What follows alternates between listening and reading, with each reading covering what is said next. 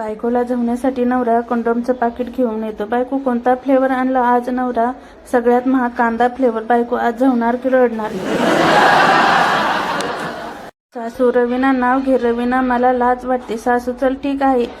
आशीष पहिले तू नाव घे. आशीष रिमझिम बारिश में भीग गया मेरा झोपड़ा.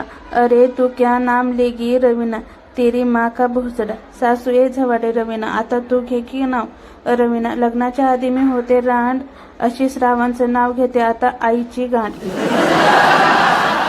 डिलिव्हरीच्या वेळेस बायको देवा मुलगा होऊ दे. नवरा देवा मुलगी होऊ दे प्लीज. देवा माकडांनो गप्प बसा, नाही तर असा आयटम बनवेल की तुम्ही दोघं पण रडत बसाल आणि तो टाळी वाजवेल. एक विवाहित स्त्री स्वतःच्या जिभेवर हळद कुंकूने अक्षता लावत होती. तेवढ्यात नवरा अगं हे काय करतेस? बायको अव दसरा आहे ना आज म्हणून शस्त्राची पूजा करते.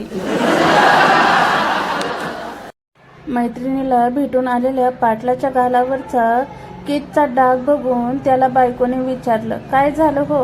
पाटील म्हणाला काही नाही, मुका मार आहे. तो हल्ली शायरी बंद.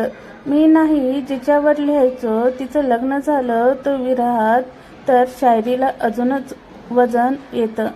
मी ते वजन माप ओलांडून माझ्याच घरी आलंय. ह्या हिवाळ्यात सर्वात पहिली सुविचार 100 घोदड्यापेक्षा 2 टंगड्यामध्ये जास्त उबसते. पाहुण्यांना ग्रीन टी पाजण्याचे फायदे. ते आपल्याला मॉडर्न समजतात. दुधाचा खर्च वाचतो आणि ग्रीन टी सोबत बिस्किटही द्यावे लागत नाही.